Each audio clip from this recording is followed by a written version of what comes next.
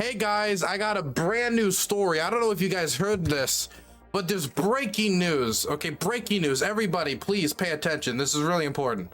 Breaking news. It seems like, and I'm looking at all the evidence, and the Wall Street Journal just put out a report, and I think I can now confidently say that Vladimir Putin killed Prigozhin. Oh my God. I know, it was hard for me to believe as well. No one would have suspected him.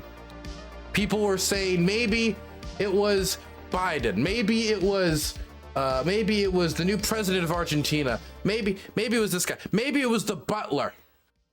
But no, we looked under the pillows, we looked under the couch cushions, we rolled sixes, and all the evidence points towards Putin, according to the Wall Street Journal. We all knew this. The incentives were there.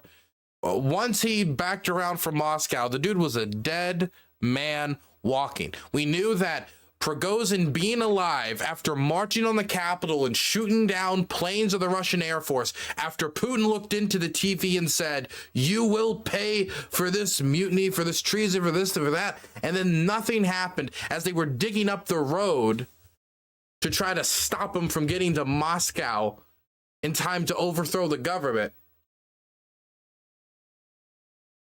Yeah, that's a hit to the credibility. And something you need to, make an example of, if as an authoritarian, as a dictator. Because people saw that, the other elites in Russian society, and they started getting ideas.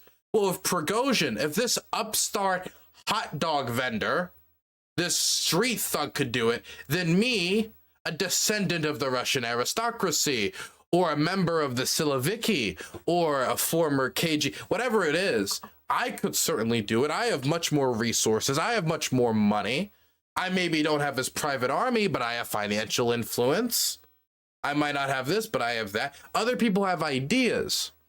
And even if they're not making ideas for themselves, they're getting ideas about Putin's rule, thinking, man, I need to have an escape hatch so I can end up on some island somewhere drinking martinis and margaritas, instead of, spending the rest of my days in The Hague for managing and financing a war and with these factories. Like, oh boy.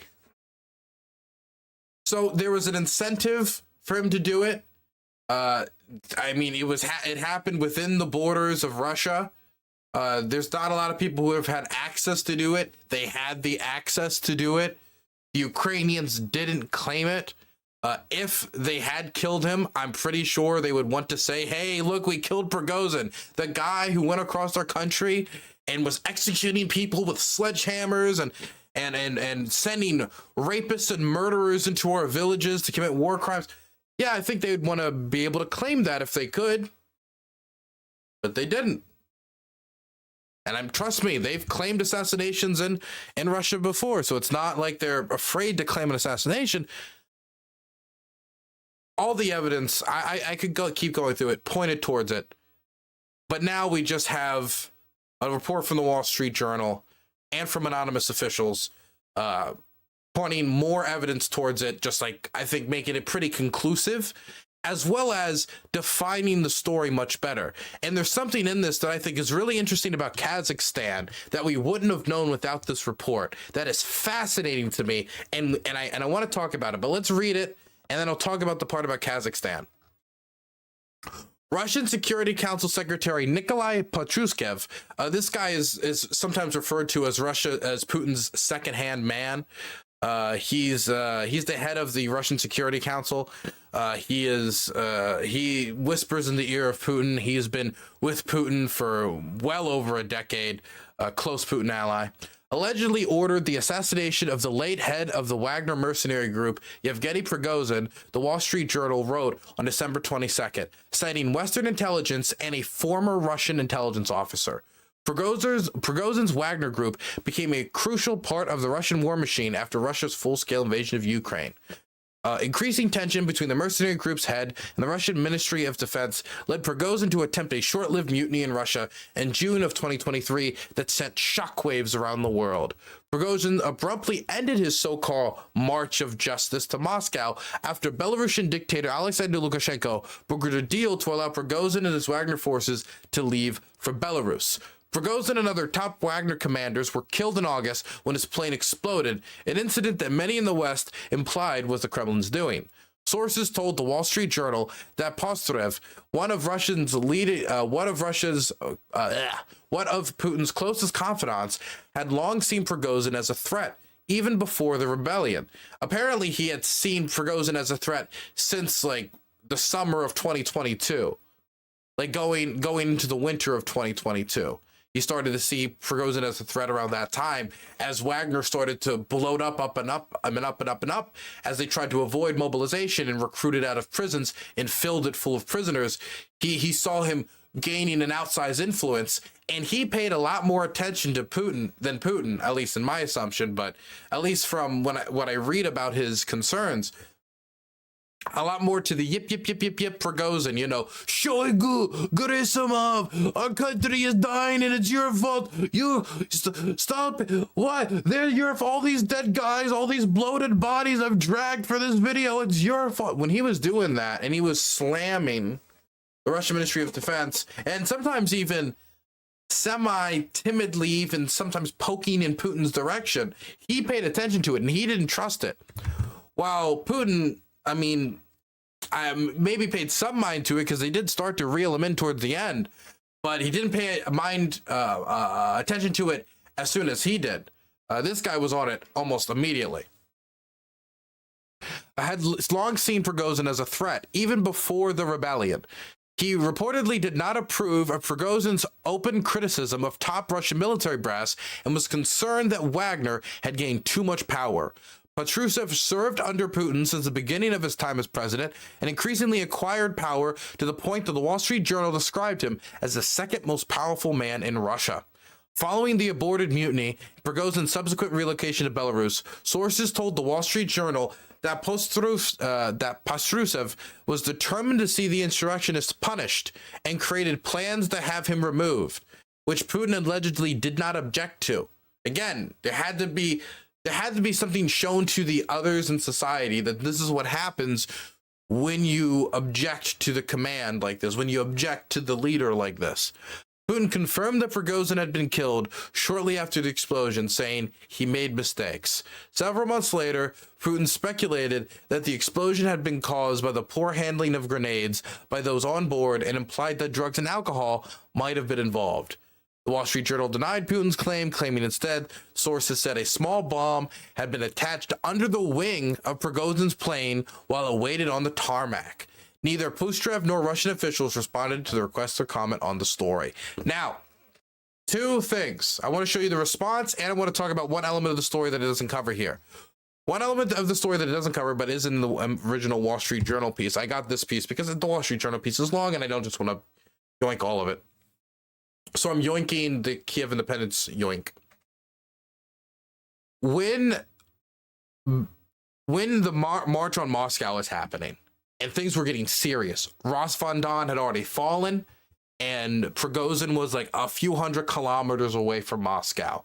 The Russian government had already started like digging in the roads. Many units had already kind of like stood down. Multiple planes had already been shot down, and they were making a beeline there, and they were and the FSB was getting ready to defend the city against their mercenaries that they had armed. When that was all going on, when Prigozhin was doing that mega march, can you imagine what? Prigozhin should have gone all in. Of course Prigozhin should have gone on in. I got distracted. What was I saying?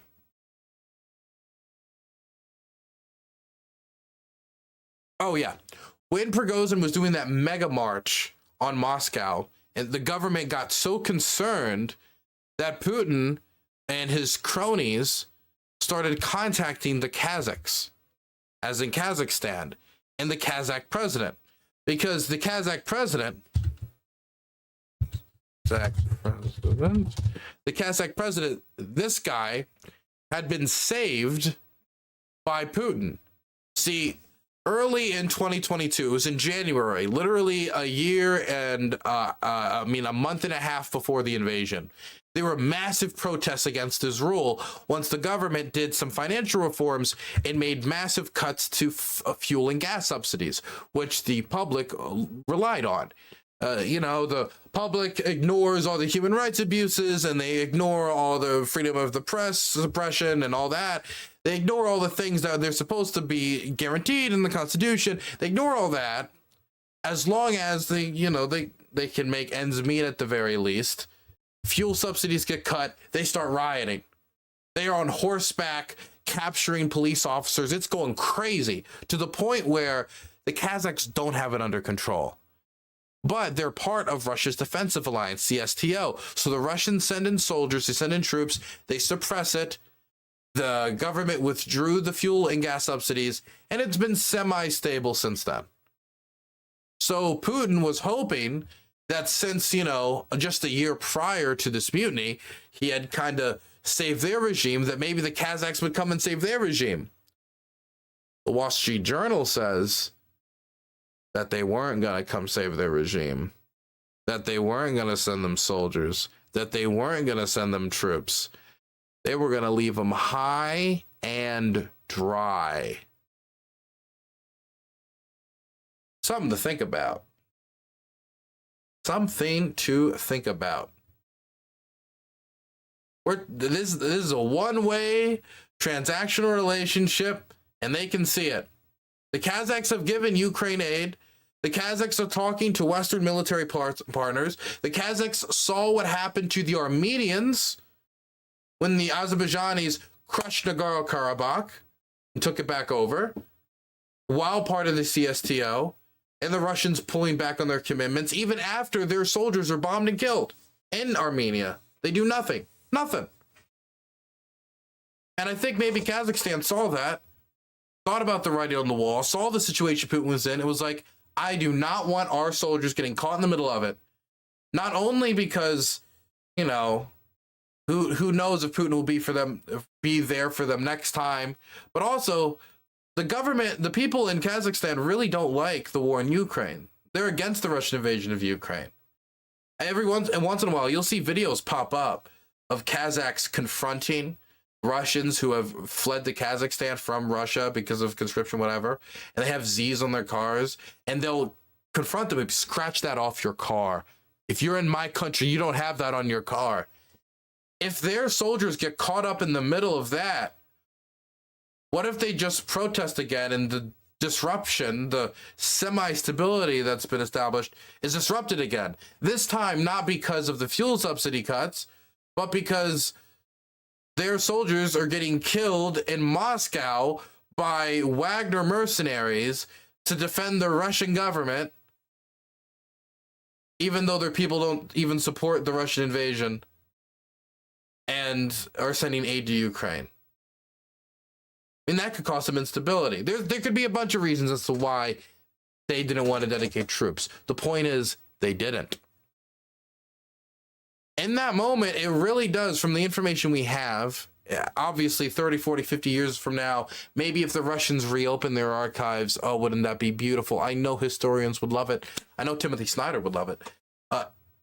Maybe 50, 60, 100 years from now, when Russia is libtard land, maybe when that comes around, we'll be able to see the exact reasons as to why the decision-making process, why they thought this way, why they went this way. But until then, I think what we can say is that at that moment, there was no cavalry coming in. It didn't look like there was a cavalry coming in. But also, Prigozhin probably knew that if he was to take Moscow, that doesn't mean the rest of the country would necessarily follow in suit, especially if Surovikin is detained. Who knows exactly how much damage Prigozhin could have done at that time if he marched on Moscow, knowing there were no Kazakh cavalry coming. I'm not saying he'd become president of the country or that the whole Russia would dissolve. I'm just saying, man, it could have done a lot of damage And hey, then Prigozhin could have gone out on his feet instead of, you know, hitting the sides of a plane cabin. Anyway, the Russians responded to this and they said it was fake. They said the story is fake. Here is Putin's press secretary responding to it. We have seen this material, but we wouldn't want to comment on it. Well, because this kind of material can hardly be commented on. It's, you know, the Wall Street Journal has been very fond of producing pulp fiction lately. Hey, Pulp Fiction was a great movie. Yeah, I don't know what the problem is. But yeah, the Russians are denying it, but I mean, I don't think anyone believes them. Putin killed Prigozhin, as everyone already kind of knew.